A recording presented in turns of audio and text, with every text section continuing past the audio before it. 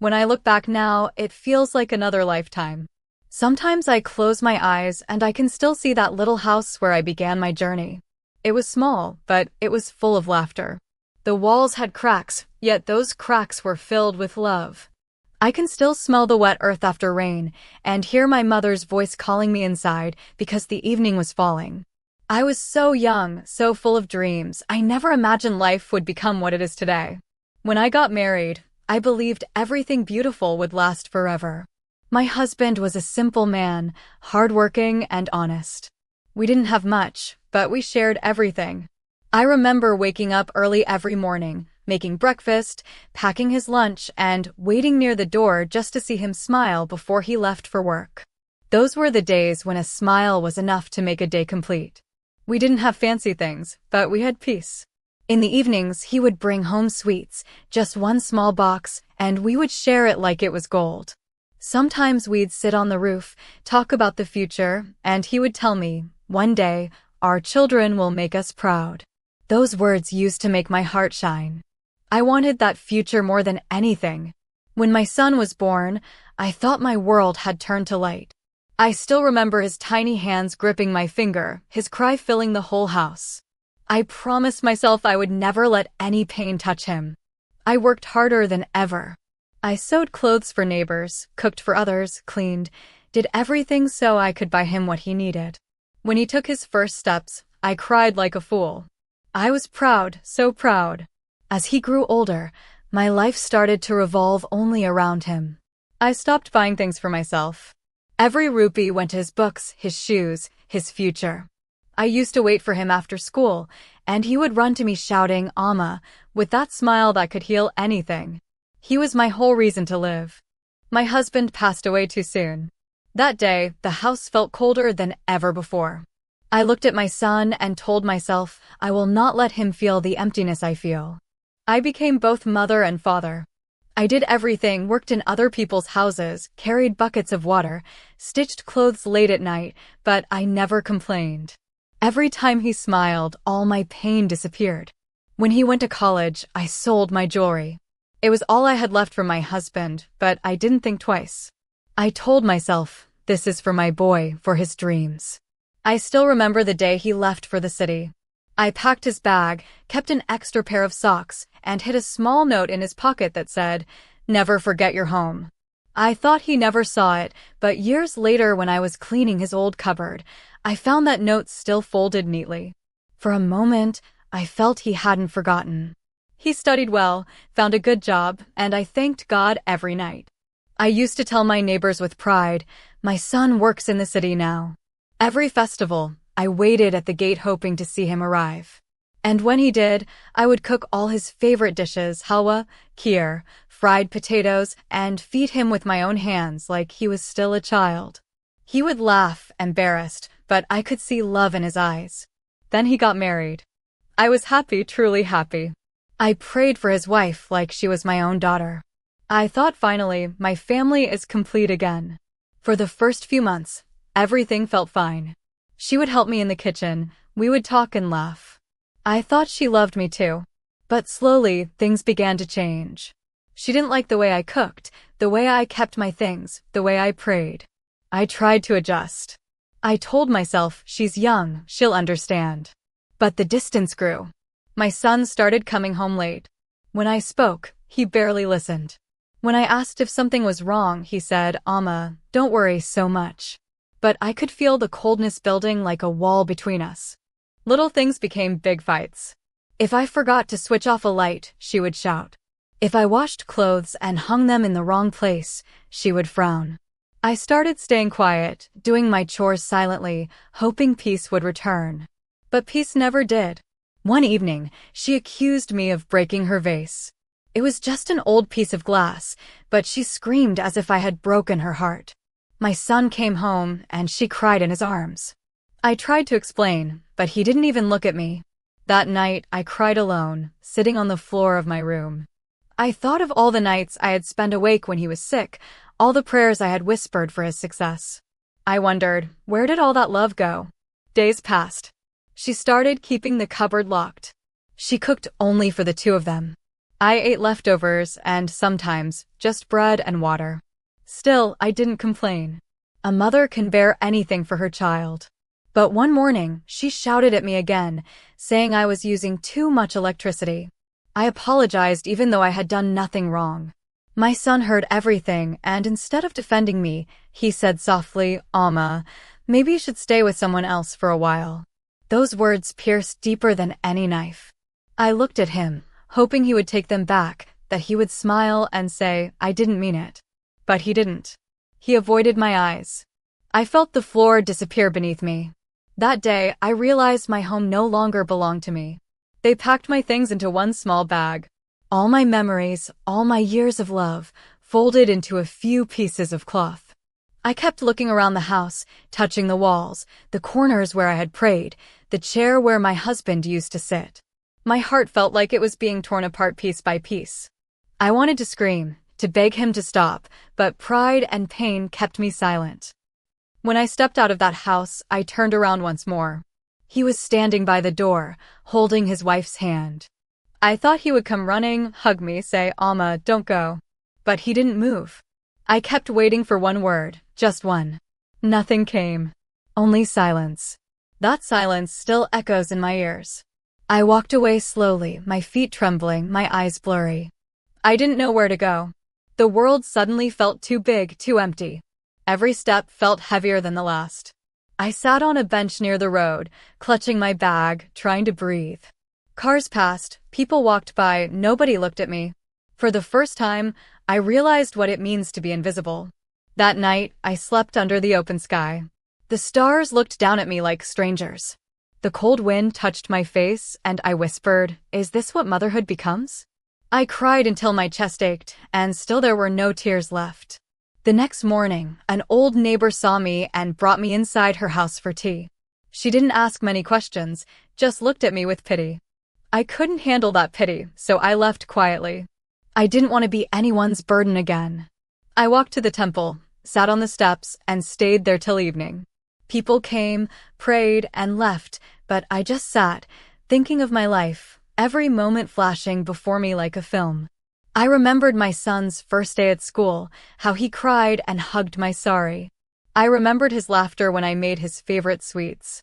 I remembered staying awake all night when he had fever, praying to God to save him.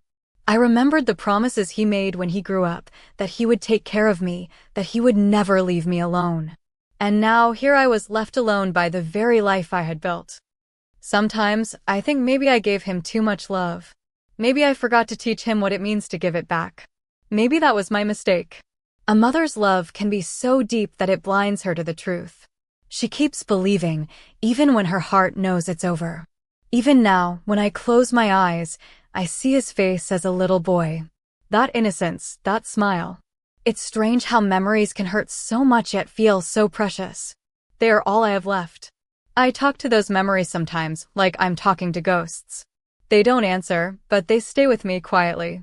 I try not to hate him. Hate would only poison what little peace I have. I tell myself he's just lost, that one day he will remember who I am. Maybe one day he'll feel the same emptiness I feel every night when I lie down and stare at the ceiling. Maybe then he'll understand. But even if he doesn't, I still pray for him. Every morning, I whisper his name, asking God to keep him safe, to give him happiness, even if that happiness doesn't include me. Because that's what mothers do, they love, even when there's nothing left to receive. People ask me how I survived, and I tell them I don't know. Maybe it's faith, maybe it's habit. I wake up, I breathe, I go on. Some days I sit quietly and imagine my husband beside me. I tell him everything, like he's still here. He listens in my mind and smiles the same way he used to. It gives me comfort. There are nights when I dream I'm back in that house. My son walks in, calls out, "Alma, where are you?" and I rush to him. For a few seconds, it feels real. But then I wake up and the room is empty again. That emptiness is louder than any noise. Still, I hold on. Maybe because a part of me refuses to give up hope. Hope is stubborn. It keeps you breathing even when life doesn't. I don't know what the future holds, but I know my heart still beats with love for the child who forgot me. That's all I can offer the world now, love that expects nothing. When I stepped out of that gate, I didn't know where to go. The road looked endless, and every turn felt strange, like the world had changed overnight. I held my small bag close, afraid someone might snatch even that last piece of my life. The sun was burning my skin, and still I kept walking. I didn't want anyone to see my tears, so I kept my face down.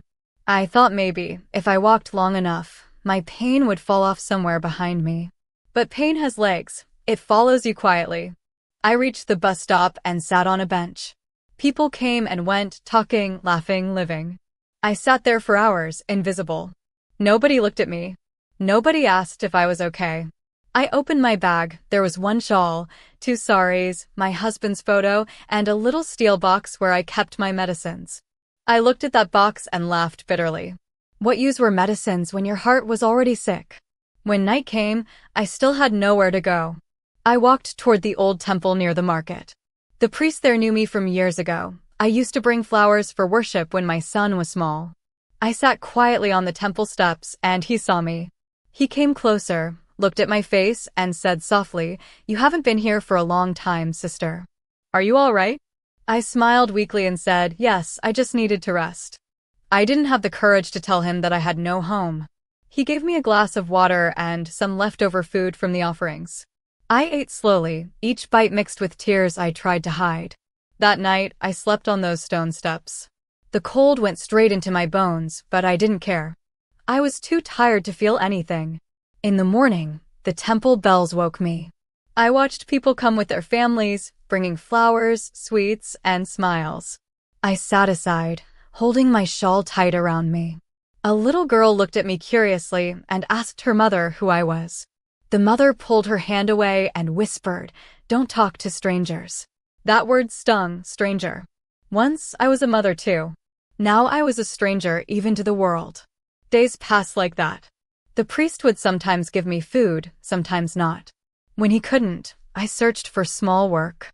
I swept the temple floor, washed the steps, anything that could earn me a few coins. At night, I slept in the corner near the old banyan tree. The sound of the bells became my lullaby. I thought of my house every night, wondering if my son ever thought of me. Maybe he did, maybe not. I imagined him eating dinner, laughing with his wife, sleeping peacefully under a roof, while I lay under the open sky counting stars instead of blessings. One evening, it rained heavily. I had no shelter. The temple doors were locked, and the priest had gone home. I stood under the tree, drenched from head to toe, shivering. My bag got soaked, my medicines ruined, my husband's photo blurred by the water. I tried to save it, but the paper tore in my hands. That night, I cried like a child, clutching the torn photo to my chest. The sky thundered, but I didn't care. Maybe the heavens were crying with me. The next morning, a group of women selling flowers near the temple saw me. One of them said I could help them tie garlands in exchange for food. My hands were old and slow, but I agreed. I sat with them every morning, threading jasmine and marigold, their fragrance mixing with my fading hope. The coins I earned were barely enough, but at least it gave me a reason to wake up. Sometimes, the women would talk about their families, their children bringing them gifts, their homes filled with laughter. I smiled and listened, pretending to be happy for them, but inside, I was crumbling. One afternoon, I saw a woman my daughter-in-law's age buying flowers. She had a little boy with her, maybe 4 or 5. The child pointed at me and asked, "Why is that granny sitting here?" The mother said, "She's a poor woman, Beta." The child walked to me and gave me a biscuit. For a second, I saw my son's face in that boy. My eyes filled instantly. I thanked him softly. That biscuit tasted better than any meal I'd had in years. It wasn't food, it was kindness. As days turned into weeks, my health started failing. The cold nights made my joints stiff. Sometimes my chest hurt, sometimes I coughed until I couldn't breathe. Still, I didn't tell anyone. I thought if death came, it would be a kind relief. I had already lived my whole life. There was nothing left to lose. But every time I felt weak, I would see a child playing nearby or hear someone laugh, and I'd whisper to myself, "Stay one more day." One more day became another week, and somehow I kept living. There were times when I saw men throwing food away after eating. I would wait until they left, then quietly pick up what was still clean. Hunger kills pride first, then everything else. I had stopped caring about dignity. I only wanted to survive. Some people threw coins near the temple steps. I would collect them, not for greed, but because every coin meant another day of breath. Sometimes, in the quiet of the night, I would look at the stars and talk to my husband. I told him everything, how our son had changed, how the house no longer felt like home, how I missed his laughter. I asked him if he was angry with me for not raising our son better. But deep inside, I knew it wasn't anger. It was fate. Maybe I was meant to live this way. Maybe this was the last test of my patience. Once, after many weeks, I saw my son in the market. He was standing near a fruit stall with his wife. My heart stopped. I wanted to run to him, call out his name, tell him I missed him. But my legs froze. What if he turned away? What if he pretended not to know me? The fear of being rejected again held me still. I stood there, hidden behind a cart, watching him buy apples. He looked happy. She was smiling beside him. I watched them walk away, hand in hand, and I felt like my heart had died quietly inside me. That night, I didn't sleep. I sat under the same tree, staring at the road. I whispered, "He's happy, and that should make me happy too." But tears came anyway. Happiness for him and pain for me. Maybe that's what motherhood truly means. A few days later, one of the flower women fell sick, and I helped take her to the clinic. The doctor saw me coughing and asked if I needed medicine too. I said no. I didn't have money for it. He gave me some free tablets anyway. I thanked him. For a moment, I felt someone still saw me as human. But nights were still the hardest. The world sleeps and loneliness wakes up. I would lie down and hear voices in my head, my son calling, Amma, my husband laughing, my house full of noise. Then silence would swallow everything. I'd close my eyes and try to dream of better times, but even dreams had stopped visiting me. One winter night, I got so cold I couldn't move. My hands were numb. I curled up in my shawl, whispering prayers I barely remembered. A stray dog came and sat near me, pressing its body against mine for warmth. I placed my hand on its head, tears rolling silently. That night, that animal gave me more comfort than any human had in years. Sometimes, love comes from the places you least expect. Days kept passing. I don't know how I managed to stay alive. Maybe because part of me still hoped that one day he would come looking for me, realize what he had done, bring me back home. But hope is cruel. It keeps you alive just enough to feel the pain. I began to understand that some wounds never heal, they only grow quieter. One evening, I heard someone calling out for volunteers to serve food at a community kitchen nearby. I went there and asked if I could help. They let me wash plates and serve rice. For the first time in months, I felt useful. When I saw hungry people eating, I felt less alone. Pain shared is pain reduced, even if silently. I started going there every day. They gave me food in return and a small corner to sleep. I was thankful, deeply thankful. But even surrounded by people, I still felt a hole inside, the shape of my son's love, missing forever. Sometimes, I wonder if he ever feels guilty. If he ever wakes up at night and thinks of me. Maybe his wife doesn't let him. Maybe he tells himself I'm fine somewhere. That's what people do. They lie to their hearts to make life easier. I don't blame him anymore. I'm too tired to blame anyone. Now, I sit outside the temple every morning, selling flowers I can barely see clearly. My hands tremble, my back aches, but I still whisper prayers for him. I pray that his life stays peaceful, that he never feels what I felt. Because if he ever does, it would break him completely. I don't want that for my child. Even if he forgot me, I can never forget him.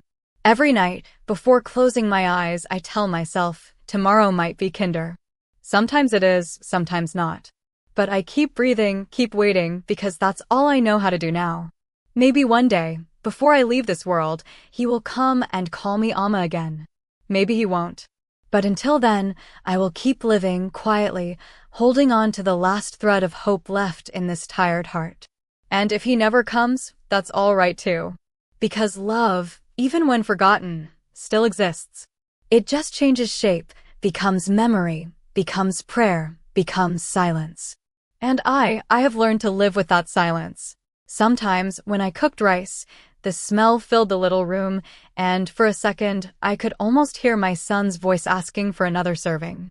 I would turn around quickly, half expecting to see him standing there. But there was only silence. I would smile sadly and whisper, "You're still in here somewhere." I found an old mirror in the market one day, cracked down the middle. When I looked into it, I hardly recognized the woman staring back. Her hair was white, her eyes dim, her skin marked by time and sorrow. But behind that, I still saw the same girl who once dreamed of a happy home. I touched the glass gently and said, "You did your best." The villagers began to notice me after a while. Some greeted me politely, others kept their distance. To them, I was just an old woman living alone. But a few kind souls would sometimes bring me vegetables or ask if I needed anything. I always smiled and said I was fine. I didn't want to be a burden anymore. In the evenings, when the sun sank behind the trees, I would sit outside and watch the sky change colors. That's when the loneliness felt sharpest. The silence around me would grow so heavy that I could hear my own heartbeat. I would think of my son, wonder if he ever passed by this village, if he even remembered where he came from. I told myself not to think about it, but the heart doesn't obey reason. It keeps calling even when it knows no one will answer. There was a day when a traveler stopped by, asking for water. He was a young man with kind eyes. As he drank, he looked around and said, "You live here all alone, grandmother?" I nodded. He smiled gently and said, "You must be very brave." Brave. No one had called me that before. For a moment, I felt something warm spread in my chest. After he left, I sat quietly, repeating that word to myself. Brave. Maybe surviving heartbreak is a kind of courage too. As the months passed, my body began to slow down. My hands trembled when I tried to thread a needle, and my knees ached whenever it rained. But the small house never judged me. It let me move at my own pace. Some days I couldn't cook, so I just drank water and lay near the window, watching the clouds drift by. I told myself that the clouds were carrying my thoughts to those I loved. At night, I started talking to my husband again. I told him how our son had grown into a man who forgot his roots. I asked if maybe we had done something wrong. But then I thought, no, love isn't wrong, even if it ends in pain. It's just life, teaching us how fragile hearts can be. I told him I would see him soon. Not because I wanted to leave, but because I missed being held without judgment. One evening, I lit a small oil lamp and sat near it. The flame flickered gently and the shadows danced on the walls.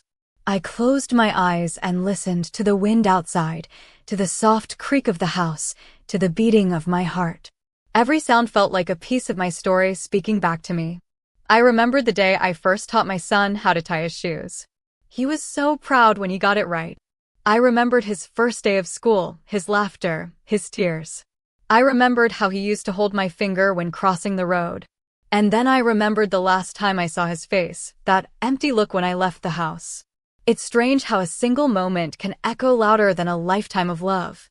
The nights grew colder, and my strength began to fade. I stopped going to the market. The little food I had would last a few days. I didn't feel hungry much anymore. The body gives up when the heart has carried too much for too long. I spent most of my time sitting near the window, waiting, though I didn't even know what for. Maybe for him. Maybe for peace. Sometimes I thought I heard footsteps outside, and my heart would leap. I would whisper, "Is that you?" But no one ever answered. The road stayed empty. Still, I kept waiting. Hope is stubborn, even when it's tired. The mornings became harder. My hands shook so much I could barely hold the cup of tea. But I would smile at the birds when they came, scattering seeds on the ground for them. They reminded me that life goes on, even after love is forgotten. They didn't know my pain, but their songs filled the silence for a little while. One afternoon, as the light began to fade, I felt the air change, softer, colder. I wrapped the shawl tighter around me and sat on the floor near the lamp. My voice had grown weaker, but I still wanted to speak. Not to anyone in particular, just to the air, to the life that had carried me so far. I said, "I'm tired now. I've waited long enough. If he ever comes back, tell him I forgave him a long time ago." Tell him his mother loved him more than her own breath. Tell him I prayed for him every single day. The flame flickered as if it had heard me. I watched it, mesmerized. My eyes felt heavy. I whispered again, maybe tomorrow he'll come. Maybe tomorrow.